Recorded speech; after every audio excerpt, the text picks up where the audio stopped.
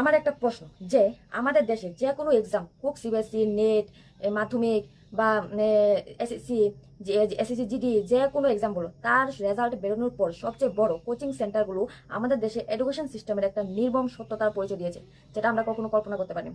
যেখানে যেখানে আমাদেরকে জ্ঞান অর্জনের চেয়েও বড় হয়ে উঠেছে একটা র্যাঙ্ক, যে কে কত বসে কার আগে কত র্যাঙ্ক আনতে পারবে সেই সকল ব্যক্তি।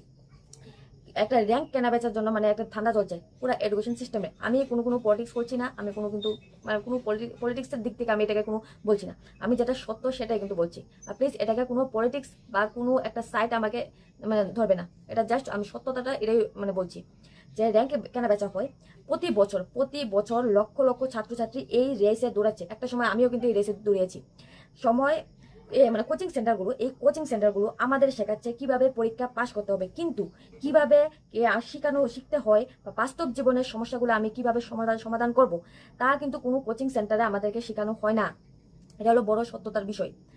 ফলাফল কি দাঁড়ায় জানেন? যেটা এখন হয়েছে আমাদের চোখের সামনে হয়েছে, যেটা বিহারে হয়েছে, যে আরো অনেকগুলো জায়গায় হয়েছে। এটা খুব অল্প বয়সে ছাত্রছাত্রীরা মারাত্মক মানসিক চাপ এবং ডিপ্রেশনের শিকার হয়ে দাঁড়ায়, যেটা একটা সময় আমিও ছিলাম, কিন্তু বাট সেটা থেকে কামব্যাক করেছি। কিন্তু সেই রকম কামব্যাক কিন্তু সবাই করতে পারে না। অনেকে আছে যে এই ডিপ্রেশনের কারণে সে সেটার কাছে হেরে যায় এবং যার বদলে সে তার নিজের প্রাণটাও দিয়ে দেয়।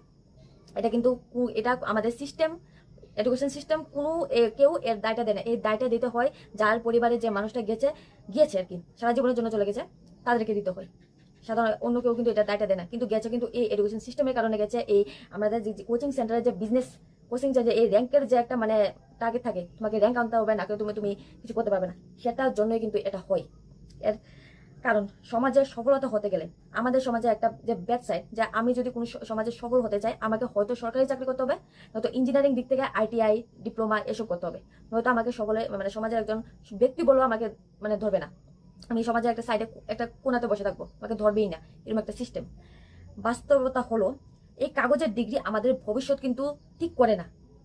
এই কাগজের ডিগ্রিতে আমরা আমাদের জীবনে কোনো স্কিল শিখি না।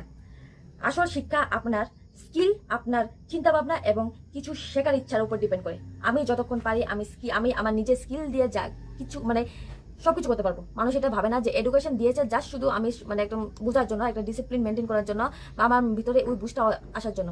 কিন্তু আমাদের এডুকেশন সিস্টেমে কিন্তু আমাদেরকে স্কিল শিখায় না। স্কিল নিজের থেকে অভিজ্ঞতা করতে হয়, নিজের থেকে শিখতে হয়। এটাকে আমাদের দেশে যে ছাত্রছাত্রীরা সেটা এটা কমই বুঝে। আর আমার একটা অনুরোধ যে সবাই একটু কমেন্ট করে বলবে যে আমাদের দেশে এডুকেশন সিস্টেমটা কি চেঞ্জ হওয়ার দরকার কি দরকার না। প্লিজ একটু কমেন্ট করে বলবে। আর ভিডিওটা ভালো লাগে প্লিজ লাইক কমেন্ট